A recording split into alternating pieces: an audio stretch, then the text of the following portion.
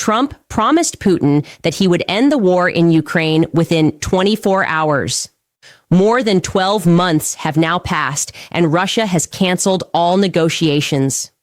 What no one expected was that Mexico warned about this exact situation 1 year ago. Now the United States is facing the worst diplomatic crisis of its modern era. In the next 60 days, the economic effects will shake global markets. Today, I will explain what is really happening between Washington, Moscow, and Mexico City. My name is Richard Wolff. I am an economist and a professor emeritus at the University of Massachusetts Amherst.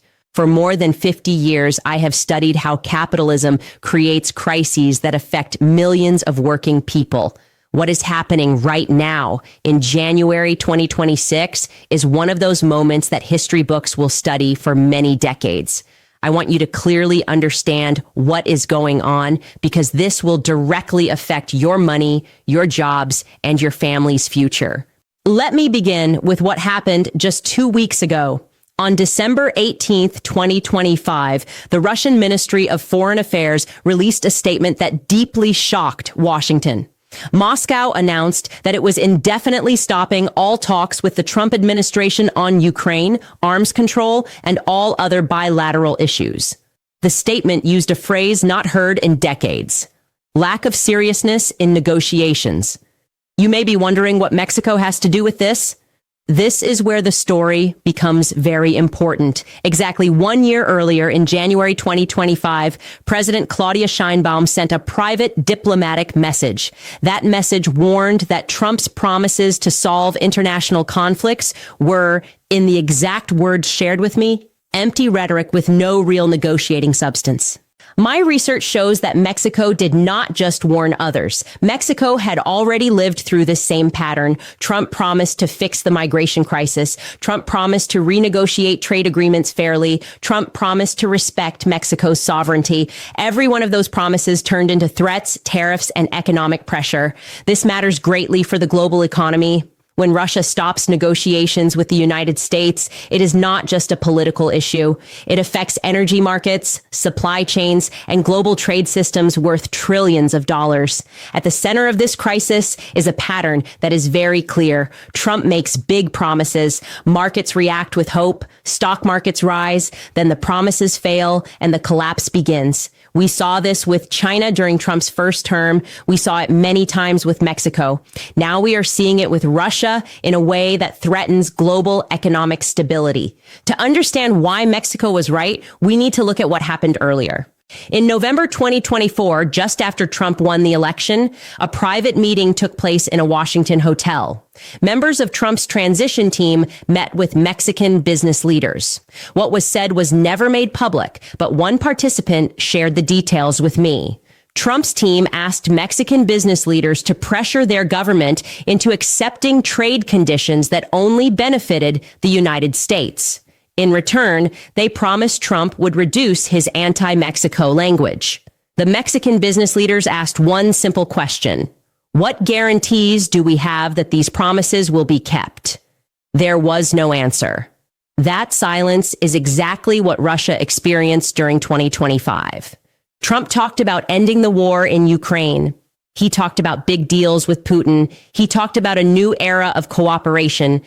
But when it was time for real proposals, there was nothing, only speeches, empty promises, and media performance without substance.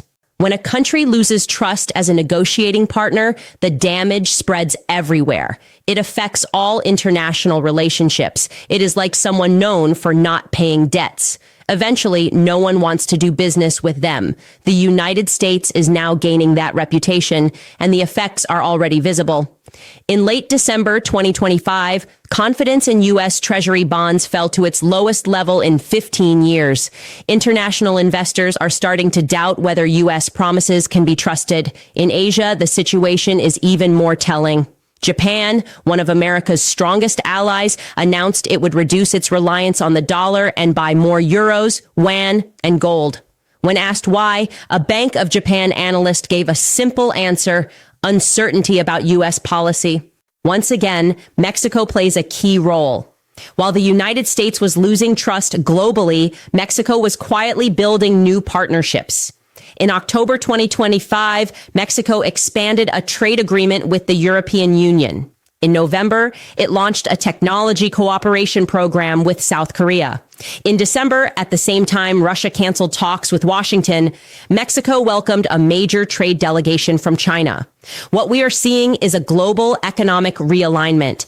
It began when Mexico decided it could no longer rely on empty promises from Washington.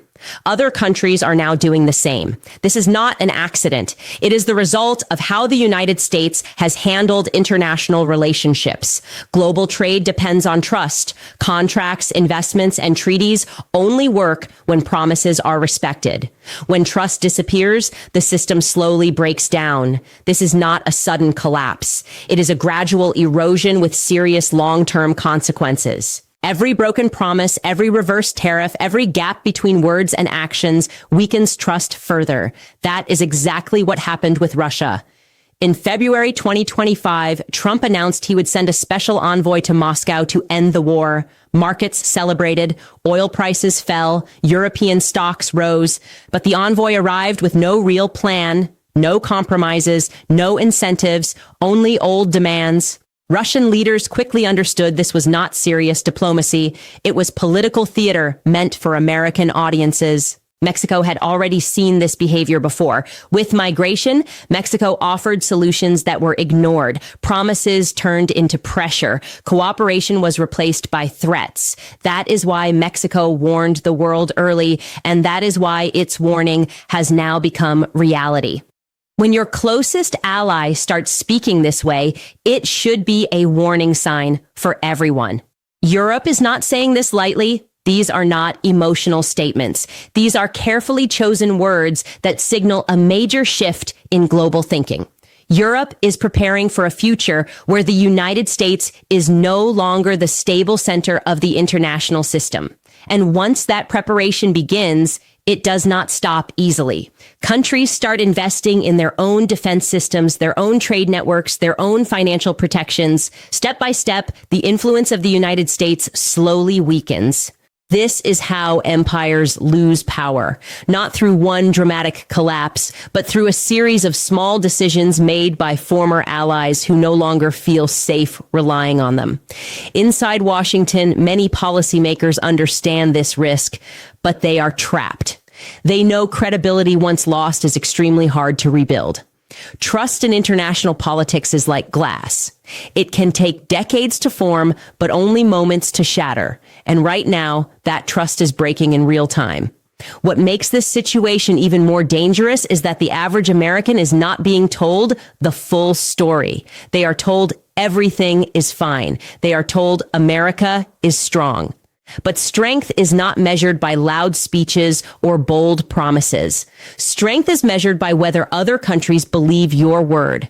And right now, fewer and fewer countries do. This is not about being anti-American. This is about understanding reality.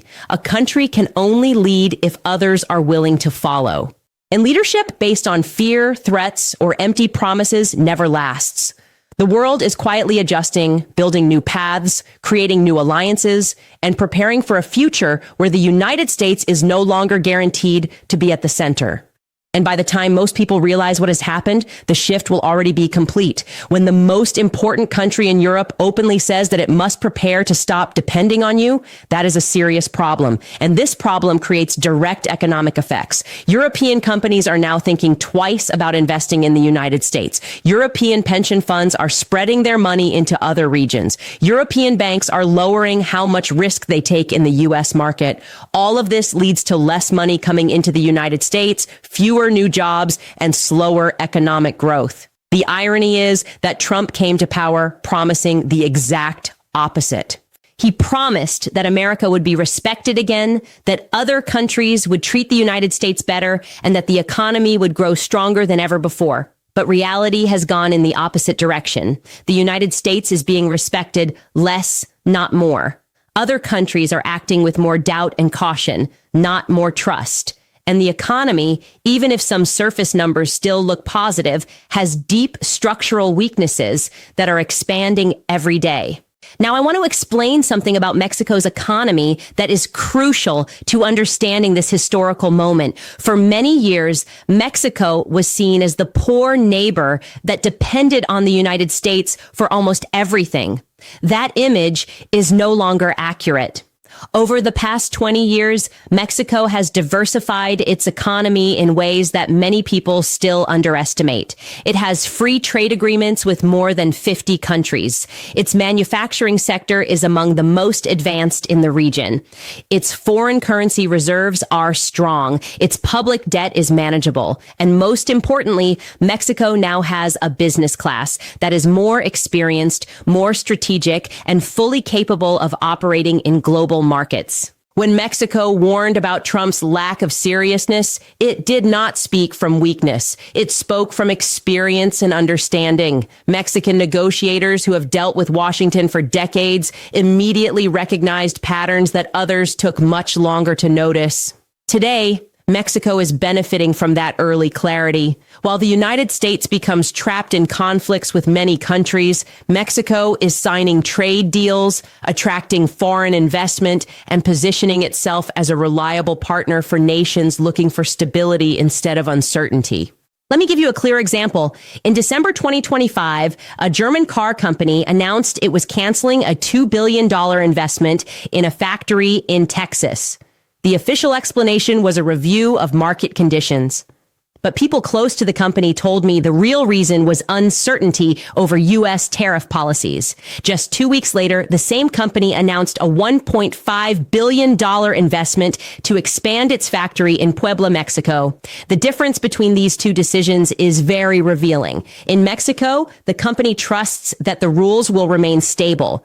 In the United States, that trust no longer exists. Now imagine this same situation repeated hundreds of times across the world. That is when the true scale becomes clear. This is not a sudden collapse. It is a slow and steady movement of investment, confidence, and opportunity toward countries that are seen as more stable and predictable. Now I want to explain what the title of this presentation truly means.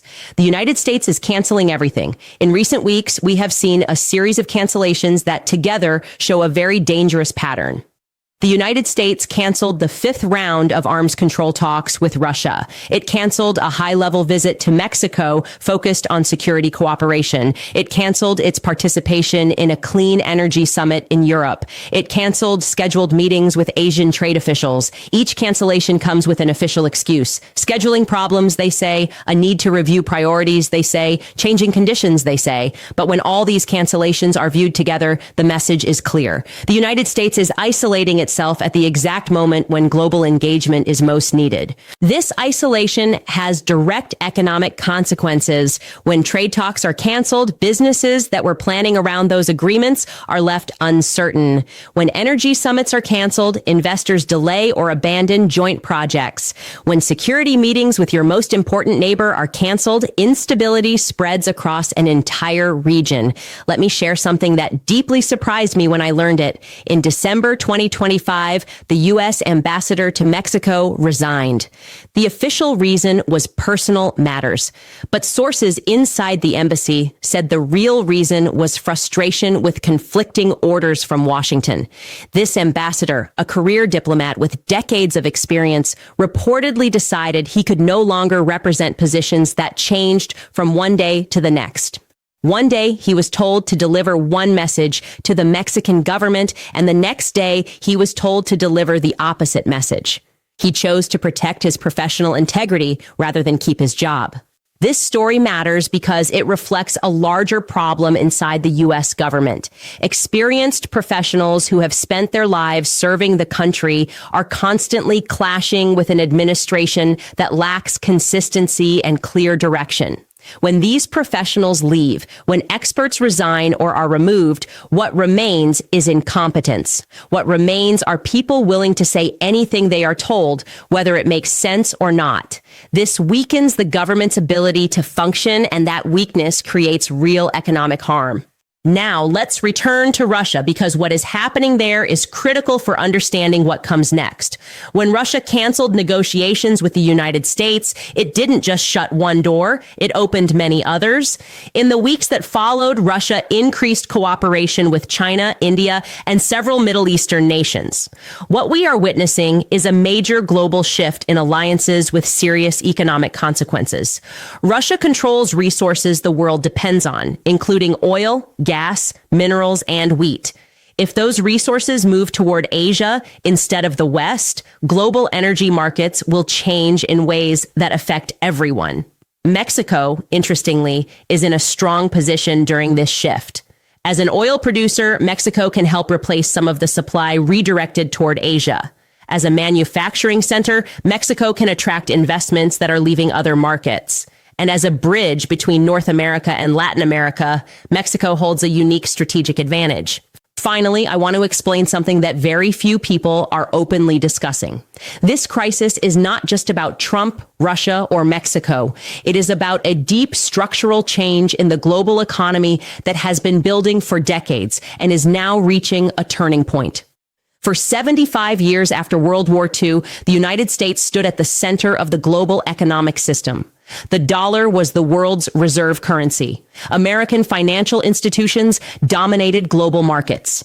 International trade rules were shaped in Washington. That system is now changing, not because someone decided to destroy it, but because the conditions that supported it no longer exist. The United States no longer produces most of the world's manufactured goods. It no longer controls most of the world's capital, and it is no longer the single unquestioned center of the global economy, the only consumer market that really matters. And this is where the actions of this administration become so harmful. At a time when the United States needs to adjust to a multipolar world, when it needs to build coalitions and preserve alliances, when it needs to show that it is still a reliable partner, it is doing the exact opposite. Every broken promise to Russia speeds up the Russia-China alliance. Every threat toward Mexico pushes Mexico to diversify its economy faster. Every clash with Europe encourages Europe to become more independent. Instead of managing the transition to a new global order in a way that protects U.S. interests, this administration is speeding up the loss of American influence. Let me give you some concrete numbers to show this clearly. In the year 2000, the dollar made up 71% of global foreign exchange reserves. Today, it represents less than 58%. The trend is clear and steady. Each year, the world relies a little less on the dollar. In 2000, the United States accounted for 31% of global GDP. Today, it is under 25%. China, which represented less than 4% in 2000, now accounts for almost 19%. The shift in global economic power is a fact, not a theory. And in this environment, the way the United States manages its international relationships matters enormously. Every diplomatic mistake, every empty promise, every unexplained cancellation speeds up a transition that was going to happen anyway, but that could have been handled in a way far more beneficial to American workers. Now, I want to talk about something that deeply worries me, both as an economist and as a citizen. The damage being done to the institutional credibility of the United States could take decades to repair. This is not something the next president can fix with one speech or a few meetings. When trust is destroyed, rebuilding it is slow and painful.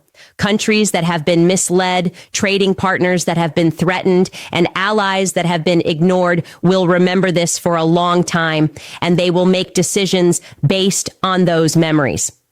Let me share a story that shows this clearly. A few weeks ago, I spoke with a Brazilian business owner who was considering a major investment. He had two choices: build a factory in the United States or build one in Mexico. The financial numbers were similar and the tax incentives were comparable. The real difference was trust. He told me that with Mexico, even with tensions and disagreements, he always knew what to expect. Agreements were honored, the rules were clear, and there was predictability. With the United States, he said, I no longer know what to expect. What is legal today could be illegal tomorrow. What is agreed this week could be canceled next week. He chose Mexico. That single decision represents millions of dollars in investment, hundreds of jobs, and economic activity that could have benefited American communities, but will now benefit Mexican ones. Multiply this story by thousands of similar decisions, and you begin to see the true scale of what is happening. But let me also be clear about something important. This is not the fault of one man alone. Trump is a symptom of deeper problems within the American political and economic system. The reason someone like him can rise to power and govern this way is because there are structural failures in how our democracy and our economy function. American capitalism has produced levels of inequality that are historically extreme. It has concentrated power in the hands of corporations and billionaires in ways that distort the political process. It has left millions of workers behind, people who once had stable and dignified jobs. That anger, that frustration, that feeling that the system no longer works for ordinary people is exactly what figures like Trump exploit. But exploiting that frustration does not solve the underlying problems. In fact, it makes them worse. The unpredictable policies of this administration are not helping American workers. They are creating uncertainty that hurts small businesses. They are triggering trade retaliation that harms farmers. They are weakening alliances that once supported our economy. Now I want to look ahead and explain what I believe will happen in the coming months. Based on everything I have shared, the patterns I have identified, and the trends I am observing. These are my conclusions about what lies ahead. Tensions with Russia will continue to rise.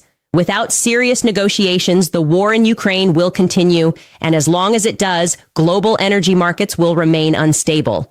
That means volatile oil prices, which affect everything from what you pay for gas to what you pay for food. Mexico will continue diversifying its economic relationships. Its dependence on the United States, which once reached nearly 80% of its foreign trade, will keep declining. By February or March of 2026, we expect announcements of new trade agreements with Asian and European countries. The dollar will continue to weaken gradually. I am not predicting a sudden collapse. I am predicting a slow erosion that will show up as persistent inflation, interest rates that cannot fall as much as the Federal Reserve would like, and purchasing power that slowly declines over time. And most concerning of all, we will see an acceleration in the fragmentation of the global economic system. The world we once knew, with clear rules and the United States as the main referee, is giving way to a more chaotic world with multiple centers of power and much less predictability.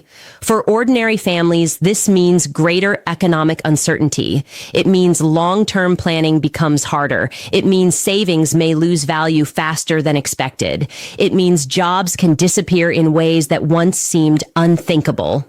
But I also want to say something I strongly believe. Crises also create opportunities. The system now entering crisis was not working for most people. If we use this moment to build something better, to create fairer and more sustainable economies, we can come out stronger. Mexico is showing that alternatives exist. It is proving that a country can have a dynamic economy without fully submitting to Washington's demands. It is demonstrating that diversification and economic independence are possible, and those lessons matter to all of us. I also want to explain what is happening at the border between Mexico and the United States because it reflects all the tensions we have discussed. The more than 3,000-kilometer border between the two countries is one of the most active in the world. Goods worth over $800 billion cross it every year. Millions of people cross legally. It is a level of economic integration that few places on Earth can match. Constant threats to close the border, impose tariffs, or militarize the area have real economic consequences. Companies that rely on parts crossing the border multiple times during manufacturing cannot plan when they do not know if new restrictions will appear tomorrow. One auto parts executive told me they are forced to hold much larger inventories than necessary just in case of delays or closures. That means money tied up that could be used more productively. Multiply this by thousands of companies, and we are talking about billions of dollars in economic inefficiency created purely by political uncertainty. And this uncertainty does not affect only large corporations. It affects small shop owners in border cities who depend on visitors. It affects workers who cross daily for their jobs. It affects families with members on both sides of the border. Let me tell you about a family I met during my research. They live in El Paso, Texas. The father works at an electronics components factory. The mother runs a small translation services business. They have 2 teenage children. They are a hardworking, middle-class family, exactly the kind of family economic policy should protect. Yet they live with constant anxiety. The father does not know if his factory will survive if tariffs are imposed. The mother has seen her business decline because fewer travelers are crossing the border.